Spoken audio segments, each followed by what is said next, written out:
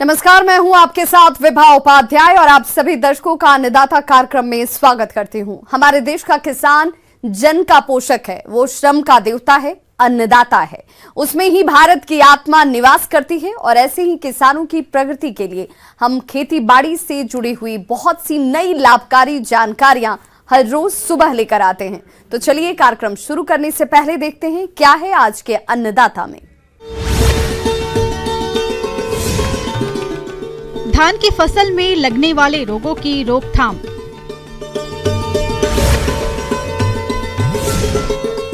घास की खेती से कमा सकते हैं अच्छा मुनाफा।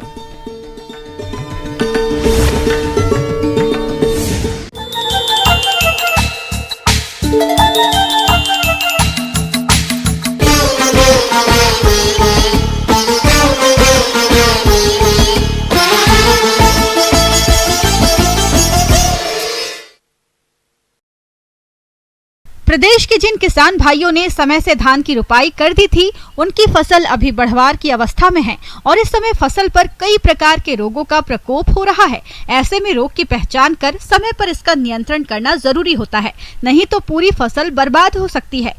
तो चलिए इस बारे में जानते हैं बिरसा कृषि विश्वविद्यालय जिला रांची के पौधा रोग वैज्ञानिक डॉक्टर मनोज बर्नवाल से।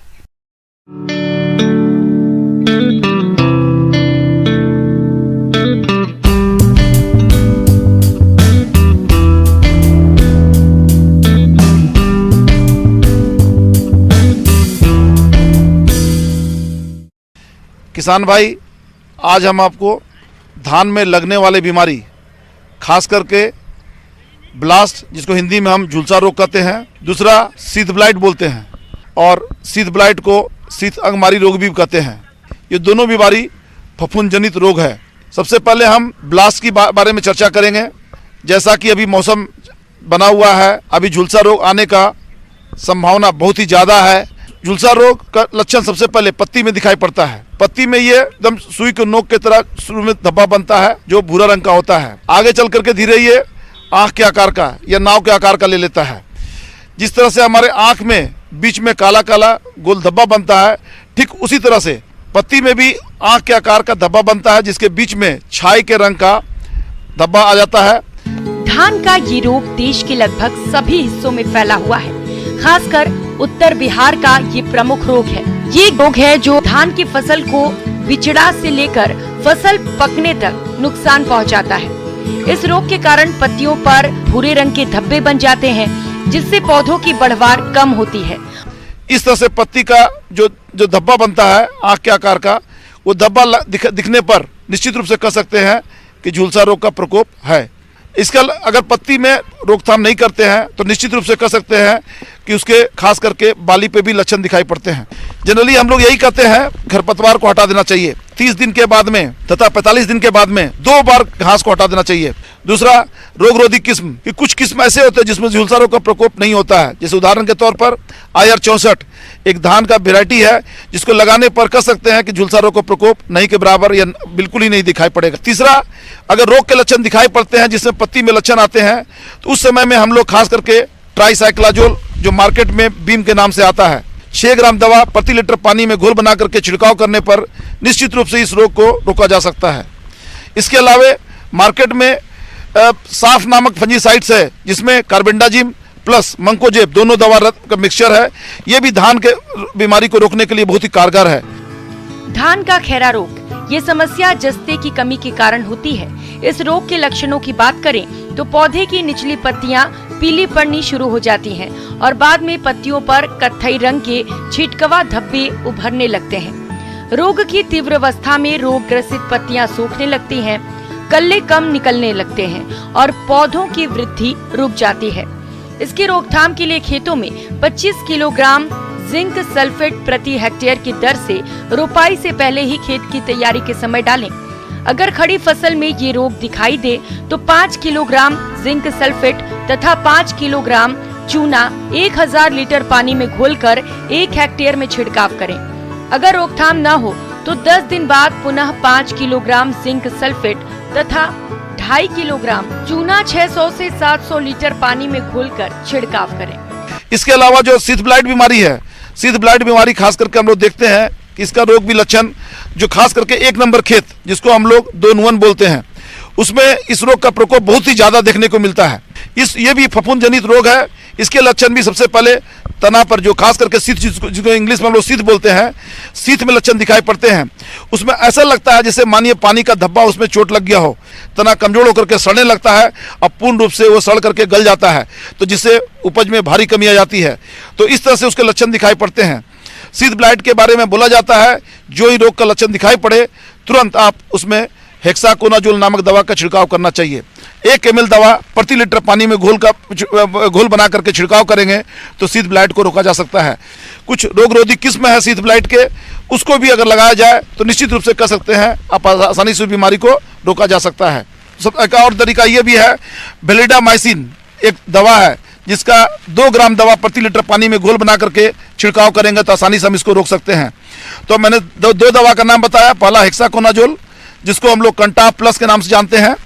अगर आप वेलिडामाइसिन का छिड़काव करते हैं तो उसके लिए 2 ग्राम प्रति लीटर पानी में घोल बनाना पड़ेगा। इसके अलावा एक सीथमार बोल के दवाई आती है, सीथमार भी 2 ग्राम प्रति लीटर पानी में घोल बना करके छिड़काव करने पर इसको आसानी से रोका जा सकता है। एक चीज और बताना चाहेंगे, जो भी यूरिया आप अपने खेत में डालते हैं थोड़ा मात्रा 2 या 3 बार में या 4 बार में स्प्लिट डोज में डालने पर निश्चित रूप से ब्लास्ट का प्रकोप या कह सकते हैं शीत ब्लाइट का प्रकोप बिल्कुल नहीं दिखाई पड़ेगा और इस तरह से बीमारी को आप रोकने में सफल होंगे। साथ ही साथ अगर बीमारी को रोकने में सफल होते हैं तो निश्चित रूप से कह सकते हैं कि आपको ज़्यादा उपज मिलेगी और किसान बंधु आपको ज़्यादा फायदा होगा। तो इस तरह से शीत ब्लाइट और झुलसा रोग को रोकने का हम लोग सलाह देते हैं। किसान भाइयों, अभी तक आपने खेती से जुड़ी हुई कुछ उपयोगी जानकारियां देखी। अब लेते हैं एक छोटा सा ब्रेक, जल्द लौटेंगे और कार्यक्रम में आगे भी है खेती बाड़ी से जुड़ी हुई महत्वपूर्ण जानकारियां, तो बने रहिए हमारे साथ।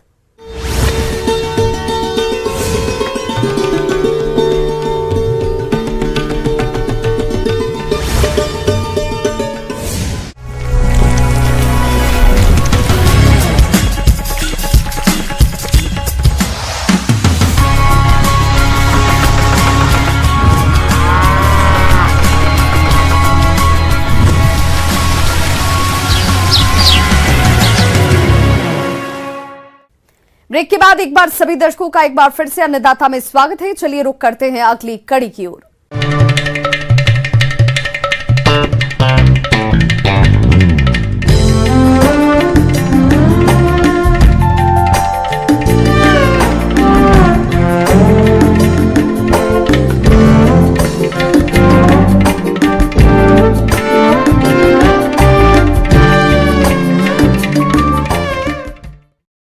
खस, जिसे वेटिवर कहते हैं, इसकी जड़ों से निकलने वाला तेल काफी महंगा बिकता है। खस एक ऐसी फसल है जिसका प्रत्येक भाग, जड़, पुआल, फूल आर्थिक रूप से उपयोगी होता है।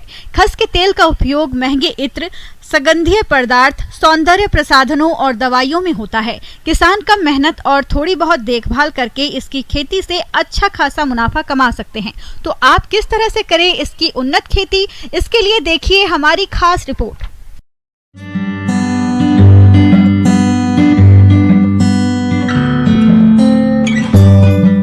खस एक औषधीय फसल है जिसे अंग्रेजी में वेटिवर के नाम से जानते हैं। इसकी इतनी खासियतें हैं कि इसे प्रकृति का अनुपम उपहार माना जा सकता है। हमें इस उपहार को सहेजने की जरूरत है। कुछ वर्ष पहले भारत में खस के ठट्टर काफी लोकप्रिय थे। लू के थपेड़ों से बचने के लिए दरवाजे और खिड़कियों पर खस के पर्दे लगाए जाते थे, जिसका आज भी प्रयोग एयर कूलर में किया जाता है। इसके अलावा जड़ों से तेल निकलता है। तेल का उपयोग महंगे इत्र, सुगंधित पदार्थ, सौंदर्य प्रसाधनों और दवाइयों में होता है। कई जगहों पर ये घास अपने आप उग जाती है। ये हर प्रकार की मिट्टी में पैदा होती है और 21 से 45 डिग्री सेंटीग्रेड तक तापमान वाले क्षेत्रों में आसानी से पैदावार होती है। इसकी खेती ठंड का मौसम छोड़कर सभी में कर सकते हैं, लेकिन बरसात में करना सबसे अच्छा होता है। अगर उपजाऊ मिट्टी है तो किसी खाद और उर्वरक के प्रयोग की जरूरत नहीं होती। यदि मिट्टी कम उपजाऊ है तो उस दशा में गोबर की खाद का प्रयोग करके उसके बाद रोपाई की जाती है। सी मैप लखनऊ से खस की कई उन्नत किस्में विकसित हुई हैं, जिसमें 6 महीने में तैयार होने वाली किस्म भी शामिल है। 18 महीने में तैयार होने वाली फसल से 1 एकड़ में 10 किलोग्राम तेल निकलता है, तो 1 साल वाली में से 8 से 10 किलोग्राम। वहीं 6 महीने की किस्म से भी 5 से 6 किलोग्राम तेल निकलता है। खस की उन्नत किस्में इस प्रकार हैं।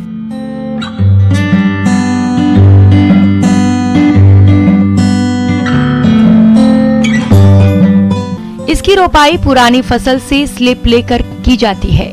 लाइन से लाइन की दूरी 60 सेंटीमीटर और पौध से पौध की दूरी 30 सेंटीमीटर रखते हैं। रोपाई के बाद फसल की विशेष देखरेख की जरूरत नहीं होती। किस्मों के अनुसार 6 से 18 माह पर आप इसकी खुदाई कर सकते हैं। अच्छी उपज और मौसम की मार से उपज को बचाने के लिए रोपाई ऐसे समय पर करें कि खुदाई का समय जनवरी या फरवरी में आए। गर्मी या बरसात में खुदाई करने पर आपको नुकसान हो सकता है। जहां तक उत्पादन की बात है तो 1 एकड़ एरिया से 4.5 से 5 कुंतल तक जड़ की उपज मिलती है, जिससे लगभग 7 किलोग्राम तेल निकाला जा सकता है। ये उपज 1 साल में तैयार होने वाली किस्मों का है। अन्य किस्मों की उपज कम या अधिक हो सकती है। तेल का बाजार भाव इस समय लगभग 15,000 रुपए प्रति लीटर है। इस तरह से 1 एकड़ में तेल से 1,05,000 रुपए तक आय होती है और इसकी खेती में लागत प्रति एकड़ 25 से 30,000 रुपए तक आती है।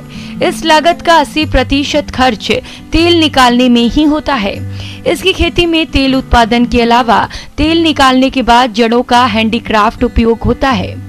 ऊपरी भाग पशुओं के चारे में उपयोग होता है और इसके फूल से अच्छी क्वालिटी का झाड़ू तैयार किया जा सकता है। कुल मिलाकर ये कह सकते हैं कि अगर बाजार की सही व्यवस्था हो तो 1 एकड़ से लाखों की आय ले सकते हैं। इसकी खेती और बाजार व्यवस्था की अधिक जानकारी के लिए केंद्रीय औषधि एवं सगंध पौधा संस्थान लखनऊ में संपर्क कर सकते हैं।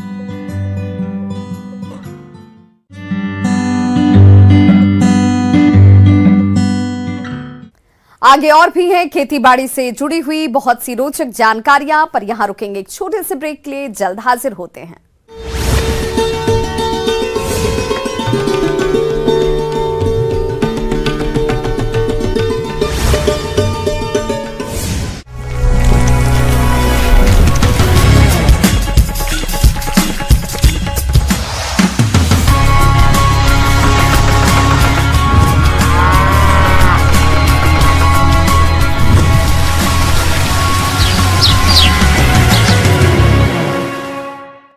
ब्रेक के बाद एक बार फिर से आप सभी दर्शकों का अन्नदाता कार्यक्रम में स्वागत है। बढ़ते हैं अपनी अगली प्रस्तुति की ओर।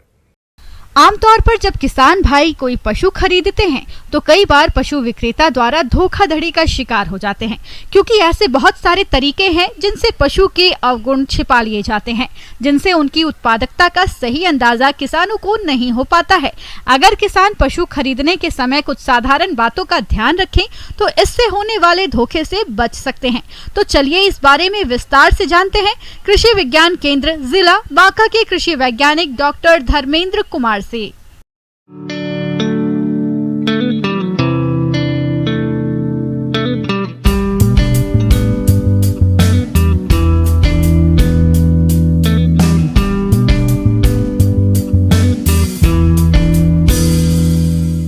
बात करेंगे कि यदि पशुपालन आप शुरुआत कर रहे हैं तो पशुओं का चयन कैसे करें, चूँकि पशुओं का चयन ही सबसे महत्वपूर्ण बात होती है। यदि अच्छी पशु आपके पास आ जाते हैं तो आप ज़रूर समृद्ध हो सकते हैं।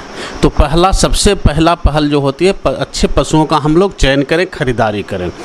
तो खरीदारी में सबसे पहले आपको ध्यान देने की ज़रूरत है कि पहला कोशिश अपनी यही रहनी चाहिए कि हाट जो होती है वहाँ से ख़रीदारी करने की कम कोशिश करें।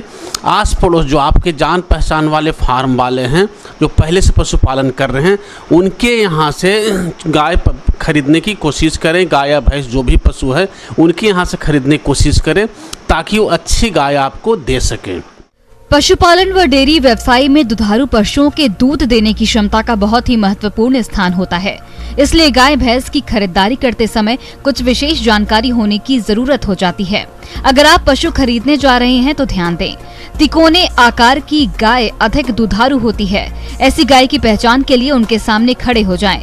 इससे गाय का अगला हिस्सा पतला और पिछला हिस्सा चौड़ा दिखाई देगा। शरीर की तुलना में गाय के पैर और मुंह माथे के बाल छोटे होने चाहिए। दुधारू पशु की चमड़ी चिकनी, पतली और चमकदार होनी चाहिए। आंखें चमकीली, स्पष्ट और दोष रहित होनी चाहिए। तो आपको भी ये जानकारी होनी चाहिए कि ऐसी इस तरह की गाय रहेगी तो हम लोग मेरी गाय ज़्यादा दूध देगी, ज़्यादा अच्छी रहेगी। तो इसके लिए जो ध्यान देने की बात होती है, जो गाय का शेप होता है, सबसे पहले उसके आकार को देखने की कोशिश करें। वो तिकोना होनी चाहिए।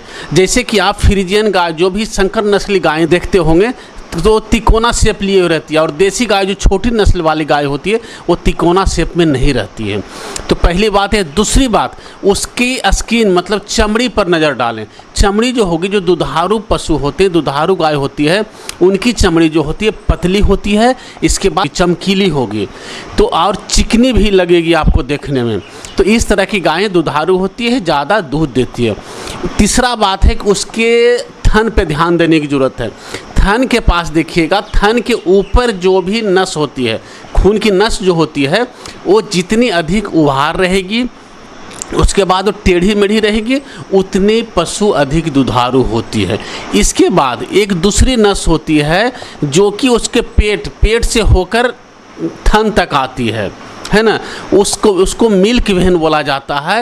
यदि ये नस ज़्यादा उभार वाली होगी, जितना अधिक उभार वाली होगी, उतनी अधिक दूध देने वाली गाय होती है। आयन पूर्ण, विकसित और बड़े होना चाहिए। दूध दोहन के उपरांत थन को पूरी तरह से सिकुड़ जाना चाहिए। चारों थनों का आकार और आपसी दूरी समान होनी चाहिए। दुधारू पशु को खरीदते समय लगातार 3 बार दोहन करके देख लें। साथ ही पशु आयु पर भी विशेष ध्यान दें। पशुओं की आयु कम से कम 10 से 12 साल की होनी है। पशुओं से तीसरे और चौथे बयांत तक दुग्ध उत्पादन चरम सीमा पर रहता है, लेकिन इसके बाद धीरे धीरे घट जाता है। ऐसे में दुग्ध उत्पादन व्यवसाय के लिए 2 से 3 दांत वाले यानी कम आयु वाले पशु अधिक लाभकारी माने जाते हैं। साथ ही पशुओं की प्रजनन क्षमता पर विशेष ध्यान दें, क्योंकि इस पर पशुओं का दूध उत्पादन निर्भर होता है। एक आदर्श दुधारू पशुओं के लिए हर साल एक बच्चा जरूरी है। ऐसे में आपको पशुओं की प्रजनन क्षमता की जानकारी भी लेनी चाहिए। यदि दूसरे लोग निकाल रहे हैं दूध तो आप जरूर एक बार थन को बढ़िया से अपने हाथ से छूकर देख लें, कहीं कड़ापन तो नहीं है, कहीं हार्डनेस नहीं है। तो ये सब चीज़ों को ध्यान देने की ज़रूरत है। इसके बाद कभी भी गाय खरीदने जाएं तो कोशिश यही करें कि या तो गाय पहली या दूसरी बियान की हो, मतलब एक बार बच्चा दी हो या दूसरी बार बच्चा दी हो।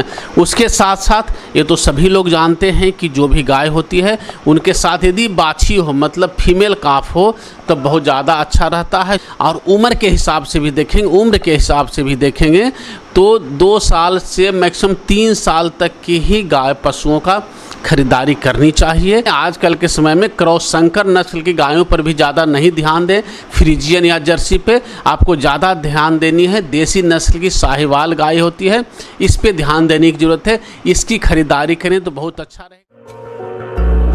इस गाय की विशेषता है कि इसका गहरा शरीर, ढीली चमड़ी, छोटा सिर और छोटे सींग होते हैं। इसका शरीर लंबा और मांसल होता है। साथ ही इसकी टांगे छोटी और पूंछ पतली होती है। इसके अलावा शरीर की खाल काफी चिकनी होती है। इनका रंग लाल और गहरा भूरा होता है। इसके नर का वजन 450 से 500 किलो और मादा गाय का वजन 300 से 400 किलो तक का होता है। इस गाय में 10 से 16 लीटर तक दूध देने की क्षमता होती है। यह अपने एक दुग्ध काल के दौरान औसतन 2270 लीटर दूध दे सकती है। इनके दूध में वसा की पर्याप्त मात्रा पाई जाती है। साहिवाल गाय विदेशी गाय की तुलना में दूध कम देती है, लेकिन इनका पालन कम लागत में किया जा सकता है। ये सबसे ज़्यादा सूटेबल होता है। उसके बाद नस्ल तो सिंधी और गिर ये सब भी देसी हैं।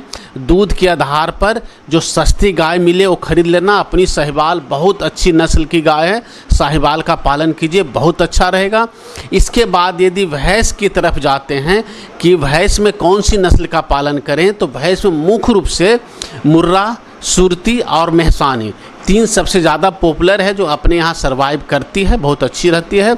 मुर्रा हालांकि पंजाब की नस्ल है, लेकिन इधर भी बहुत अच्छी सरवाइव करती है। वो भैंस और गाय दोनों को रखे, 2 भैंस रख रहे हैं, 2 गाय भी रखिए साथ में। इससे क्या होगा, आपकी लोकेलिटी में जो मार्केटिंग का प्रॉब्लम होता है, किन्हीं को भैंस की दूध चाहिए, किन्हीं को गाय की दूध चाहिए, दोनों चीज़ मिलेगा।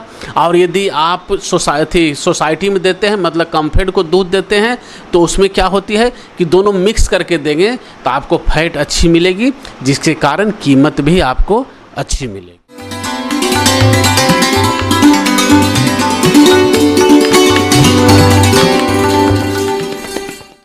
अन्नदाता हेल्पलाइन निःशुल्क फोन संपर्क सेवा के माध्यम से आपके द्वारा पूछे गए प्रश्नों में से एक या दो महत्वपूर्ण प्रश्न को हम अपने कार्यक्रम में शामिल करते हैं और इसी के तहत आज किसान का सवाल और उनका जवाब इस प्रकार से है।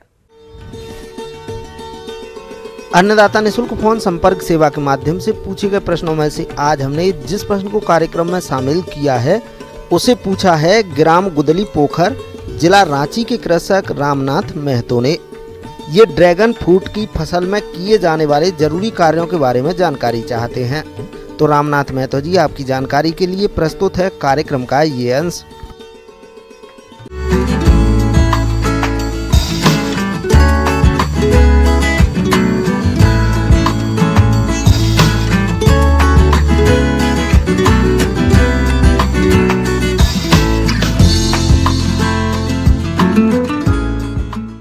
हम चर्चा कर रहे हैं एक ऐसे फल की जो जेरोफिटिक है, मतलब सूखी जगह में होती है, लेकिन अब धीरे धीरे सब ट्रॉपिकल कंडीशन में भी जा रहा है। मतलब जहाँ पे थोड़ी बारिश अधिक होती है या 1000 मिलीमीटर प्रति वर्ष के हिसाब से या 1500 तक जाती है, वहाँ तक हम उस फल की खेती कर सकते हैं। पहले ये बिल्कुल सूखे में होती थी। नाम है ड्रैगन फ्रूट। ड्रैगन फ्रूट ऐसा फल जिसमें कि बहुत सारे पोषक तत्व हैं, जैसे कैल्शियम बहुत ज़्यादा है इसमें, आयरन बहुत ज़्यादा है इसमें, और बड़ा रसीला है और बहुत स्वादिष्ट है। तो ड्रैगन फ्रूट बिल्कुल जेरोफिटिक है, मतलब एक तरह से सूखी जगह के लिए है, कांटेदार है। इसकी पत्तियां जो आप देखेंगे बिल्कुल गद्देदार होगी पत्तियां, तो ये पानी का लॉस कम होता है, वाष्पोत्सर्जन ट्रांसपिरेशनल लॉस हम बोलते हैं इसको, वो कम होता है, पानी संरक्षित रहता है इस पौधे में। इस फल के पौधों को दूसरे पौधों की तुलना में कम पानी की आवश्यकता होती है। फूल आने एवं फल के विकास के समय खेत में नमी की कमी नहीं होनी चाहिए। इसके लिए बूंद बूंद सिंचाई पद्धति का उपयोग करना चाहिए। आप जो दूरी लगाए होंगे, दूसरी बात की दूरी तो आप प्रॉपर लगा चुके हैं, ये हम बात कर रहे हैं वैसे ड्रैगन फ्रूट की के बगीचे की, जहाँ पे बिल्कुल ड्रैगन फ्रूट खिल रहा है, फूल आ रहा है, उसमें फल आने वाले हैं, फल आने की क्रिया शुरू हो चुकी है। तो वैसे में आप दूरी वगैरह तो अपने हिसाब से लगा लिए होंगे। इसका ध्यान रखें कि बरसात में आंधी तूफान और बारिश ज़्यादा होती है, तो जल जमाव ना हो, इसका ध्यान रखें। खरपतवार बिल्कुल न रहे, बीच में जो खरपतवार बरसात में जो आ जाता है, खरपतवार बिल्कुल न रहे, ताकि इसमें ये रोग मुक्त रहे। तो इसका अगर ध्यान आप रखेंगे तो निश्चित रूप से फलन अच्छी होगी और आपकी आमदनी अच्छी होगी। जो आपका उद्देश्य है वो पूरी तरह से पूरा होगा। ड्रैगन फ्रूट में अधिकतम उत्पादन के लिए 1 हेक्टेयर भूमि में लगभग 277 पौधे लगाए जा सकते हैं। ट्रिमिंग व प्रूनिंग पौधों की सीधी वृद्धि एवं विकास के लिए इनको लकड़ी व सीमेंट के खंभों से सहारा प्रदान करना चाहिए। अपरिपक्व पादप तनों को इन खंभों से बांधकर शाखाओं को सीमित रखते हुए 2 से 3 मुख्य तनों को बढ़ने के लिए छोड़ देना चाहिए। इसके बाद इसके ढांचे को गोलाकार रूप में सुरक्षित कर लेना चाहिए। किसान भाइयों, ड्रैगन फ्रूट में फूल आने से ठीक पहले और बाद की अवस्थाएं अलग अलग होती हैं। फूल आने से पहले शरीर का बढ़वार होता है, जो कैनोपी की बात जो हम कर रहे थे, ये ज़्यादा बढ़ता है। फूल जब आ जाता है तो इसका मतलब उस समय वेजिटेटिव ग्रोथ हो रहा था, शरीर बढ़ रहा था। अब सेक्स ग्रोथ ज़्यादा होगा, मतलब फल ज़्यादा बनेगा। तो जब फल ज़्यादा बनेगा उस समय शरीर कम बढ़ेगा या शरीर थोड़ा कमज़ोर हो जाता है, इसलिए कि आवश्यक तत्व की ज़रूरत ज़्यादा हो जाती है। तो ऐसे समय में आप खाद मई में या जून में आप दे दिए होंगे, सामान्य तौर पे उस समय देते हैं।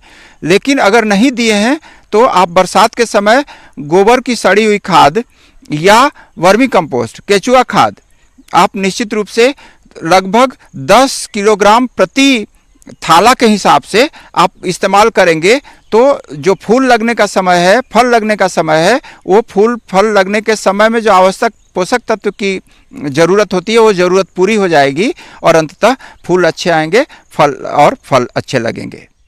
ड्रैगन फ्रूट में कीट और व्याधियों का प्रकोप कम होता है, फिर भी इसमें एंथ्रेक्नोज और थ्रिप्स कीट का प्रकोप देखा गया है। एंथ्रेक्नोज के रोग नियंत्रण के लिए मैनकोजेब 2 ग्राम दवा प्रति लीटर पानी में घोलकर छिड़काव करें। थ्रिप्स कीट के लिए एसीफेट दवा का 0.1% की दर से छिड़काव करना चाहिए। ये ड्रैगन फ्रूट अभी जब जुलाई अगस्त की बात आती है तो जुलाई अगस्त में ड्रैगन फ्रूट के फूल आने लगते हैं। अगस्त सितंबर में फल बनने लग जाता है, या अगस्त जुलाई मध्य से ही फल बनने लग जाता है। तो हम कहते हैं कि जुलाई में और अगस्त में जब फल बन रहा हो, फूल बिल्कुल खिला हुआ हो, उस समय कीटनाशक का प्रयोग कम से कम करें, इसलिए कि पर परागण की क्रिया भी होती है, वो हमारे लिए अच्छा है। तो उस समय कोई कीटनाशक, खासकर रासायनिक कीटनाशक नहीं देना है। अगस्त का सेकेंड हाफ, मतलब दूसरे पखवाड़ा में अगस्त के, वहाँ पे आप निश्चित रूप से नीम से बनी हुई, मतलब जैविक कीटनाशी का इस्तेमाल कर सकते हैं, जैसे नीम या करंज के बीज से या पत्ती से बना हुआ, या गौमूत्र वगैरह से, वो हम जैसे निमाक्लोर, निमिसाइड, ऐसे करके दवाएं आती है, वो 5 मिलीलीटर प्रति लीटर के हिसाब से, प्रति लीटर पानी डालना है, उसके हिसाब से आप छिड़काव कर सकते हैं 15 दिन के अंतराल पे। किसान भाइयों, अन्नदाता आपकी सेवा के लिए संकल्परत है। कृषि संबंधित समस्या और सुझावों के लिए आप हमें इस पते पर संपर्क कर सकते हैं। Producer Annadata, news 18 Bihar Jharkhand, Ramoji film city Hyderabad 501512। साथ ही आप हमें ईमेल भी कर सकते हैं। हमारा ईमेल एड्रेस है p18annadatabihar@nw18.com। इसके अतिरिक्त आप हमें निःशुल्क हेल्पलाइन नंबर 180088922163 पर सोमवार से शनिवार सुबह 10 बजे से शाम 4 बजे के बीच संपर्क भी कर सकते हैं। किसान भाइयों, अब समय हो रहा है आपसे विदा लेने का, तो हमारी अन्नदाता टीम को दीजिए इजाजत। कल फिर से होगी आपसे मुलाकात कृषि संबंधित कुछ और महत्वपूर्ण जानकारियों के साथ। नमस्कार।